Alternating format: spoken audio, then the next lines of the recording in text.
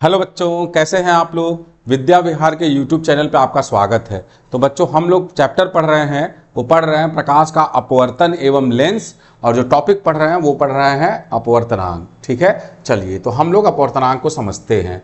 देखिए बच्चों, अपवर्तनांक को समझने से पहले सबसे पहले मैं थोड़ा सा अपवर्तन के बारे में बता देता हूँ।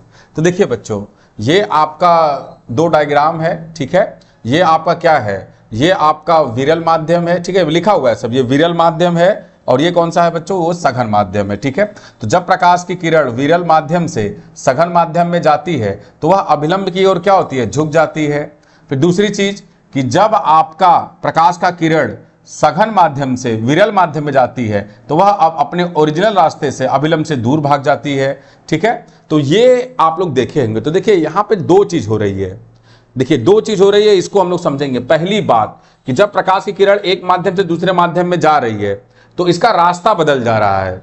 ठीक है, ये सीधे नहीं जा रही है, इसका रास्ता बदल जा रहा है। ठीक है, तो ये पहली चीज। दूसरी चीज कि जब प्रकाश की किरण विरल माध्यम से सघन माध्यम या सघन माध्यम से विरल माध्यम में जाती है तो उसकी चाल भी परिवर्तित हो जाती है। ठीक है, तो ये क्यों मुड़ रही है अपने ओरिजिनल रास्ते से और इसके चाल में परिवर्तन क्यों हो रहा है, इसी कॉन्सेप्ट को समझने के लिए बच्चों हमको अपवर्तनांक के बारे में पढ़ना है। ठीक है, चलिए तो अपवर्तनांक को पहले बहुत अच्छे से समझने से पहले हम लोग पढ़ेंगे आपेक्षिक अपवर्तनांक क्या होता है। ठीक है, चलिए तो आपेक्षिक अपवर्तनांक को सबसे पहले समझते हैं। तो देखिए, ये हमारे पास दो माध्यम है।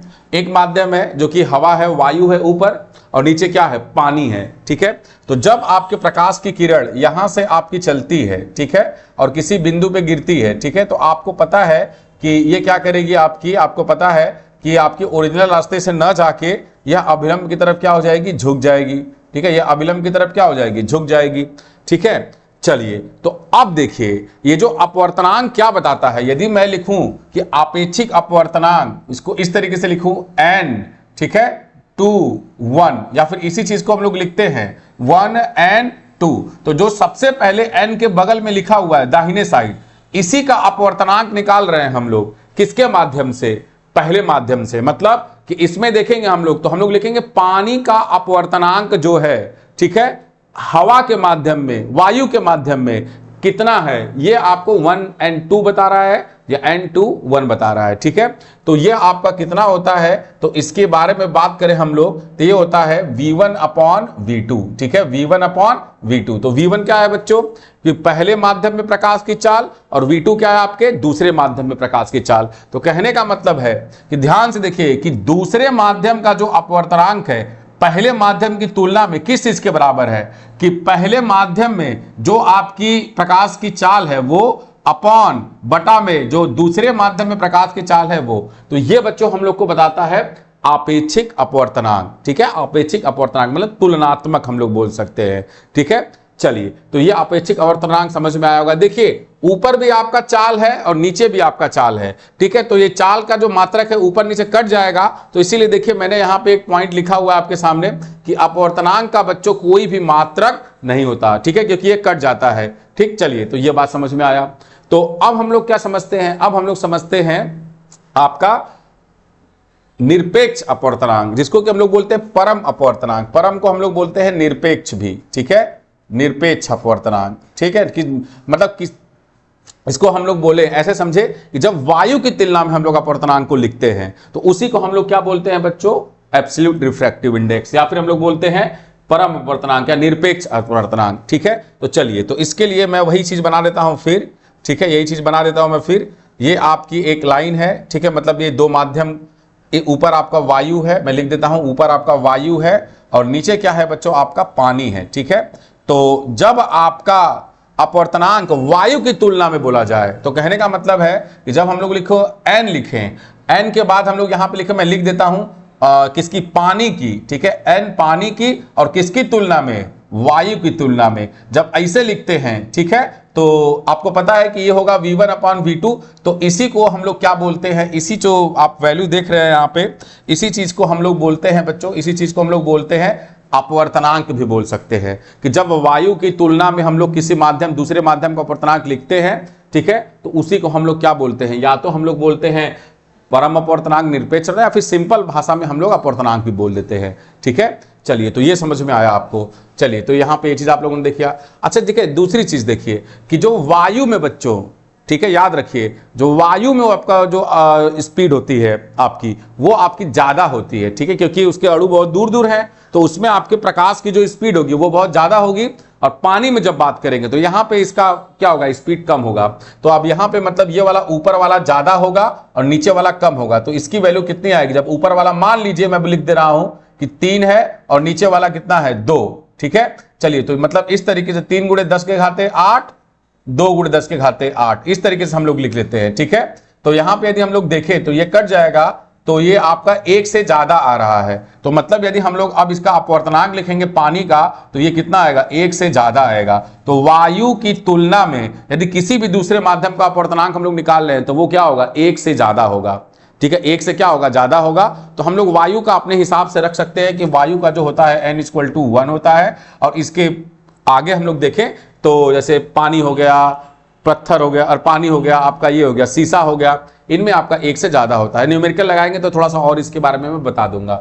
चलिए, तो ये होगा बच्चों आपका परम अपवर्तनांक। तो देखिए, अब मैं आपको अपवर्तनांक के बारे में बता देता हूं कि जब प्रकाश एक माध्यम से दूसरे माध्यम में जाता है, ठीक है, जब प्रकाश एक माध्यम से दूसरे माध्यम में जाता हूं तो अपवर्तनांक हमें बताता है कि दूसरे माध्यम में प्रकाश की गति कितने गुना कम या कितने गुना ज्यादा है, ठीक है। तो जैसे मान लीजिए मैं लिखता हूं कि जैसे n2 का लिखता हूं 1 के सापेक्ष में, ठीक है। तो यदि ये 5 आ गया, कितना आ गया, 5 आ गया, तो आप लोग लिख सकते हैं ना इसको कि V1/V2, ठीक है। तो यदि हम लोग देखें यहाँ पे तो इस तरीके से लिख सकते हैं कि V2 की वैल्यू क्या लिखेंगे, V2 की वैल्यू लिखेंगे तो V2 इधर जाएगा और 5 इधर आ जाएगा, तो यह होगा V1/5। तो मतलब कि दूसरे माध्यम में जो प्रकाश की चाल है, पहले माध्यम में प्रकाश की चाल के 5 गुना क्या हो गई, कम हो गई बच्चों। तो यही आपका बच्चों अपवर्तनांक बताता है, ठीक है।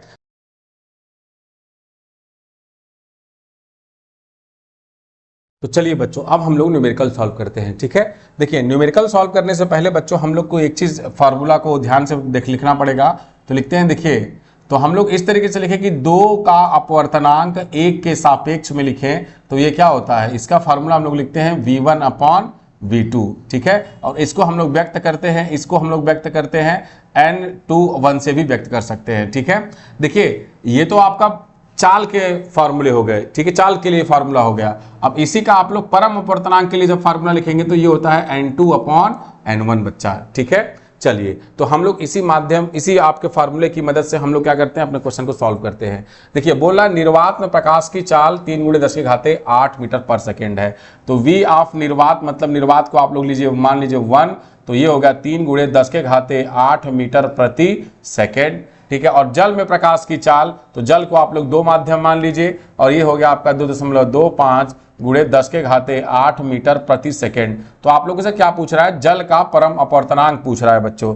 तो जल का परम अपवर्तनांक हम लोग लिखते हैं जब, तो मतलब जल का मतलब 2 का 1 के सापेक्ष में, तो ये क्या लिखते हैं हम लोग, 1/2, V1/V2। तो आप V1 का फार्मूला लिख दीजिए 3 × 10 के घाते 8/2.25 × 10 के घाते 8, ठीक है। अब यहां से आप लोग देखेंगे, ठीक है, तो 10 के घाते 8, 10 के घाते 8 से कट गया, 3/2.25 बचा, तो गुणे 100 का ऊपर गुणा कर दीजिए और 100 का नीचे गुणा कर दीजिए ताकि नीचे वाला दशमलव हट सके। तो यहाँ पे आपको मिल गया 300/225। अच्छा, 5 से काट के देखिए ऊपर नीचे, तो 5 छक्का 30, 60 हो गया, और नीचे कितना हो गया, 5 चौका 20, 2 5 5 5 25, तो 60/45। फिर 5 से कटेगा, हाँ 5 से फिर कटेगा, तो ये आपका हो गया 12, और ये क्या हो गया आपका 9, ठीक है। तो 12/9 आ गया, 12/9। अच्छा, 12/9 जब आ गया, ठीक है। अब ये देखिए किससे कट रहा है, 3 से कट रहा है, तो 3 चौका 12 और 3 तिरके 9, तो ये कितना हो गया, 4/3 आ गया, ठीक है। तो 4 में जब आप लोग 3 से भाग देंगे,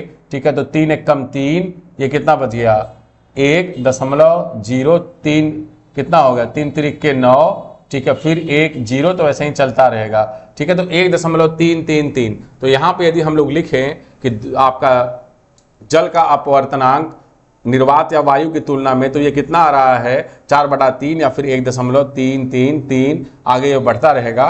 तो ये बच्चों हो जाएगा हमारा आंसर, ये क्या हो जाएगा बच्चों, हम लोग का आंसर हो गया, ठीक है। चलिए, तो ये रहा पहले क्वेश्चन का उत्तर। अब दूसरा क्वेश्चन देखिए, बोल रहा है कि कांच का परम अपवर्तनांक 1.5 है, ठीक है। कांच का परम अपवर्तनांक 1.5 है, ठीक है। तो हम लोग n ऑफ कांच ऐसे लिख देते हैं। अच्छा, परम अपवर्तनांक लिखने का मतलब ही होता है कि वायु की तुलना में, तो हम लोग वायु की तुलना वाला नहीं लिखते हैं परम अपवर्तनांक लिखते समय, सिर्फ लिखेंगे n ऑफ कांच। और जल का परम अपवर्तनांक कितना है, ठीक है। तो n ऑफ जल की बात करें तो ये आपका है 1.33 और कांच का कितना है 1.5, ठीक है। तो बोल रहा है कि कांच का अपवर्तनांक जल की तुलना में ज्ञात कीजिए। तो कांच का अपवर्तनांक जल की तुलना में, तो आप लोग लिखेंगे n ऑफ कांच, ठीक है, जिसका निकालते हैं यहां लिखते हैं, और जल की तुलना में, तो जल यहां पे होगा, ठीक है। तो ये फार्मूला मैंने लिखवाया था, ये देखिए कि n2 जब पूछ रहा है तो 2 ऊपर है, n2/n1, तो ये आपका होगा n2/n1, ठीक है। तो मतलब आपका क्या होगा n ऑफ कांच, ठीक है, अपॉन n ऑफ जल, ठीक है। चलिए, तो ये आप लोग देख लीजिए, ठीक है। चलिए, तो यहाँ पे देखिए ये 2 है, ये 1 है, तो इसीलिए देखिए n2/n1, ठीक है। n2/n1 मतलब n ऑफ कांच अपॉन ऑफ जल, तो कांच का है 1.5 और जल का कितना है 1.33, ठीक है। तो आप एक काम कीजिए, ऊपर नीचे 100 से गुणा कर दीजिए, तो दोनों को अच्छे से सॉल्व करने के लिए।